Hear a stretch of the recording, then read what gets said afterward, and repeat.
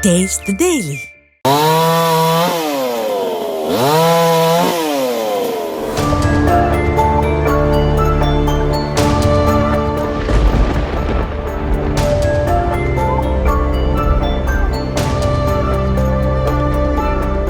ஈரோடு திண்டல் பகுதியில் 25 ஆண்டுகளாக இருந்த அரச மரம் ஒன்று சாலை விரிவாக்க பணிக்காக வெட்டப்பட இருந்த நிலையில் சிறகுகள் என்ற தனியார் தொண்டு அமைப்பு JCB இயந்திரம் மூலம் மரத்தை வேரோடு எடுத்து 10 கிலோமீட்டருக்கு அப்பால் உள்ள ஒரு தோட்டத்தில் நட்டு வைத்தனர்.